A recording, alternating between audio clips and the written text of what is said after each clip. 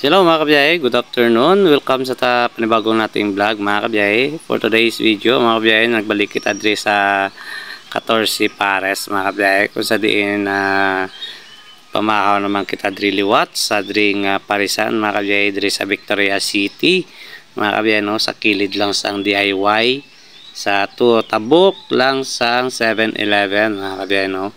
So ara makita nyo na kung diin ang location mga kabiyahe, no? So ari lang gid ni sa igadalan mga kabiyahe, no? So ari nag-order na kita sang aton nga order kay Sir Bong E.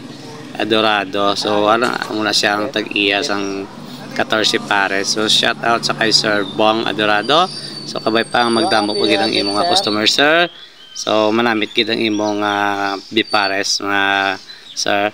So kabay pa nga magdamo pag ang imong customer diri sa Parisan Sir Bong. So thank you very much. So kanami gid sang imong bipares. Sir, overload. Sir? Oh, pwede man sir. Ito lang overload sir. 100 lang only rice. Overload okay. Na kabiyahe. So siyempre i-grab taman kag tilawan taman siyempre ang overload ni Sir Bong mga kabiyahe, no? So hara mga kabiyahe. So nag-insist pa si ma'am mga kabiyahe kung away sa ginaperan ni Sir Bong sang overload. So siyempre mga kabiyahe, ang overload mga kabiyahe, so para lang yun sa dine-in mga kabiyahe, no? Po kay only rice, only sabaw kag plus soft drinks na mga kabiyahe, no?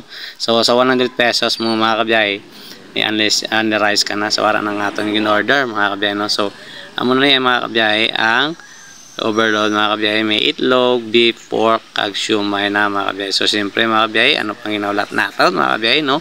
So let's eat na mga kabiyahe. So si Mrs. na gano, nag picture pa kami mga kabiyahe, no? Before kami magkaon mga kabiyahe, no? So mugin na mga Pinoy, mga vlogger mga kabiyahe, siyempre mga picture anay. So yun lang mga kabiyahe, no? So thank you very much. So kabay pa magkarik ka mo sa Victoria sa magkaon sa 14 Pares. Yun lang, bye bye.